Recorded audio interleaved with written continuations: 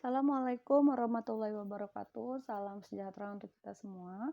Baik untuk mata kuliah Arsitektur Sistem Informasi Teknologi Perusahaan atau Arsitektur Enterprise, pada pertemuan kedua ini kita akan membahas konsep dari arsitektur enterprise itu sendiri, ya.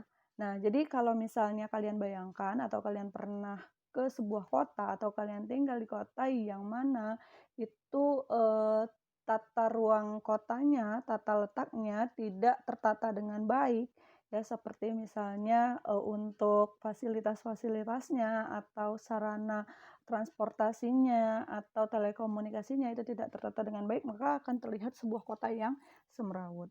Ya, begitu juga dengan organisasi. Jadi diperlukan ada perencanaan yang baik, utuh dan menyeluruh untuk membangun dan mengembangkan sebuah kota. Begitu juga halnya dengan pemanfaatan teknologi informasi, diperlukannya adanya perencanaan yang baik untuk mengembangkan aplikasi sistem informasi di sebuah organisasi. Jadi, sebuah organisasi yang terdiri dari banyak kegiatan fungsional yang mana di dalamnya membutuhkan sistem informasi yang berbeda, maka dibutuhkan sebuah perencanaan untuk kegiatan fungsionalnya tetap berjalan, memanfaatkan teknologi tapi sejalan, ya. Tapi sistem informasinya itu terintegrasi. Nah, kita lihat sekarang, apa hubungannya sistem informasi dan strategi organisasi. Visi dan misi organisasi umumnya dinyatakan dalam bentuk sasaran dan tujuan yang akan dicapai oleh organisasi tersebut, dan kemudian ditentukan strategi yang diperlukan, serta tolak ukur bagi pelaksanaan dan pengukuran hasil-hasilnya. Jadi, visi dan misi organisasi itu dinyatakan dalam bentuk sasaran dan tujuan yang akan dicapai oleh organisasi tersebut. Untuk meningkatkan kemungkinan kesuksesan implementasi aplikasi agar sesuai dengan arah dan misi sistem informasi, diperlukan ada yang namanya critical success factor. Ya, jadi untuk nanti melihat kemungkinan kesuksesan implementasi aplikasinya, kita butuh yang namanya critical success factor.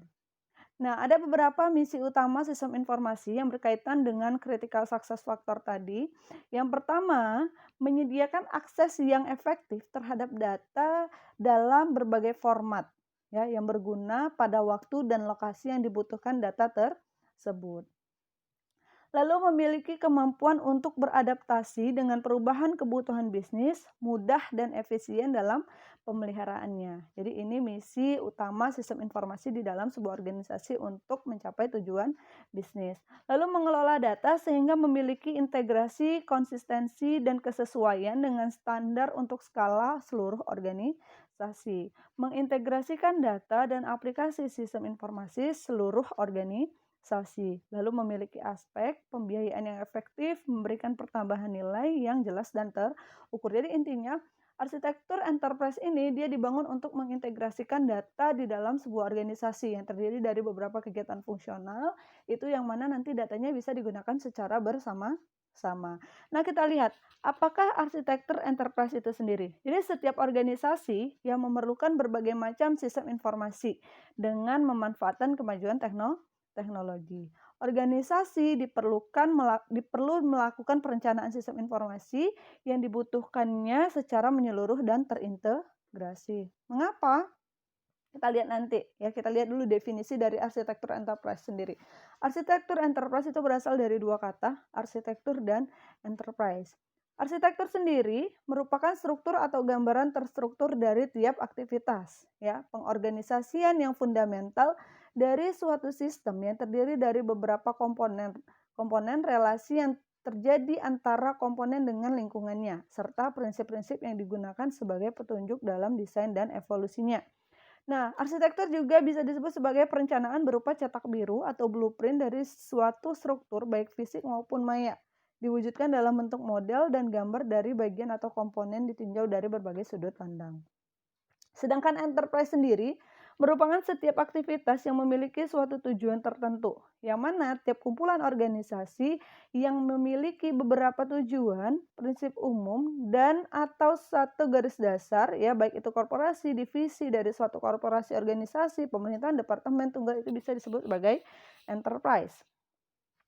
Nah, enterprise itu terbagi menjadi dua. Enterprise bisa berupa organisasi non-profit, enterprise juga bisa dalam berbagai ukuran. Untuk yang non-profit itu pemerintah dan institusi pendidikan itu disebut enterprise non-profit.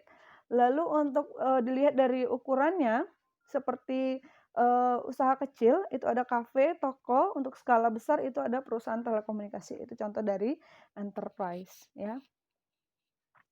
Jadi arsitektur enterprise sendiri merupakan kumpulan prinsip, metode, dan model yang bersifat masuk akal yang digunakan untuk mendesain dan merealisasikan sebuah struktur organisasi enterprise, proses bisnis, sistem informasi, dan infrastrukturnya. Jadi nanti di arsitektur enterprise ini akan menghasilkan sebuah cetak biru, gambaran bagaimana organisasi, struktur organisasinya, proses bisnisnya, sistem informasi, dan infrastrukturnya itu saling terintegrasi.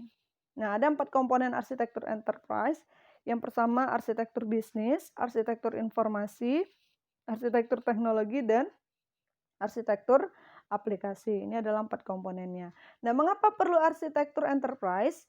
Enterprise atau perusahaan terdiri dari beberapa unit yang memerlukan sistem informasi. Tadi udah jelaskan bahwa misalnya organisasi nih dia punya bagian fungsional untuk pemasaran, untuk produksi, untuk personalia, itu kan beberapa unit. Nah, masing-masing unit itu memerlukan sistem informasi. Setiap unit enterprise cenderung mengembangkan berdasarkan gaya dan platformnya, yang mengakibatkan enterprise memiliki beberapa sistem informasi yang berdiri sendiri, tidak terintegrasi satu sama lainnya. Sehingga manajer akan sulit untuk mendapatkan informasi enterprise yang dibutuhkan secara lengkap. Jadi misalnya bagian personalia mereka punya sistem informasi sendiri. Mereka mengembangkan pakai platform sendiri, hardware-nya sendiri, software-nya sendiri. Lalu nanti bagian produksi juga mengembangkan aplikasinya sendiri ya, dikembangkan oleh developer sendiri. Sehingga nanti manajer itu sulit mendapatkan datanya antara data yang di fungsional A sama fungsional B itu bisa terjadi kesalahan. Maka diperlukanlah arsitektur enterprise sehingga nanti data dan informasinya itu sama, terintegrasi. Jadi tidak ada kesalahan atau perbedaan informasi. Nah, untuk sistem informasi yang terkotak-kotak tadi, ya, ini misalnya ini organisasi. Ya, ini contoh dari mengapa sih arsitektur enterprise itu diperlukan, itu mencegah sistem informasi yang terkotak-kotak di dalam sebuah organisasi. Ini contohnya adalah sebuah organisasi yang mana di dalamnya terdapat beberapa kegiatan fungsional. Ya, di sini misalnya ada 3. Nah, masing-masing kegiatan fungsional itu mereka membutuhkan sistem informasi. Ya, ada sistem pasti ada database-nya. Mereka tidak saling terintegrasi. Jadi setiap kegiatan fungsional itu ada sistemnya, ada database-nya. Untuk fungsional yang B ada sistemnya, ada database-nya. Lalu untuk kegiatan C ada sistemnya, ada database-nya. Nah, sedangkan sistem informasi yang terintegrasi itu mereka dalam satu organisasi walaupun memiliki beberapa sistem tapi mereka saling terintegrasi, database-nya sama. Jadi data antara sistem A, sistem B, dan sistem C itu akan sama. Informasi yang dihasilkan juga akan sama. Apa tujuan dari arsitektur enterprise sendiri? Yang pertama, untuk menjamin bahwa sumber daya informasi yang dimiliki enterprise akan dapat digunakan dalam rangka mendukung strategi enterprise tersebut. Jadi informasinya itu bisa digunakan untuk mendukung strategi. Untuk mewujudkan keselarasan antara teknologi informasi dan kebutuhan bisnis. Jadi teknologi informasi yang digunakan itu sesuai dengan kebutuhan bisnis yang ada di perusahaan, tidak sia-sia.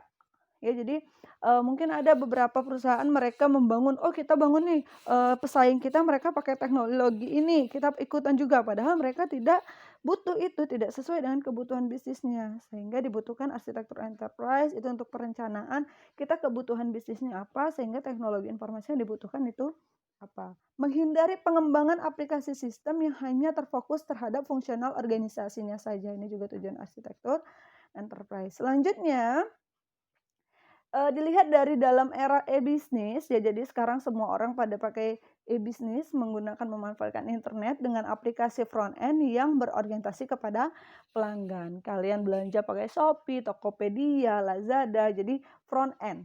Ya, aplikasinya itu langsung berhubungan dengan customer, ya.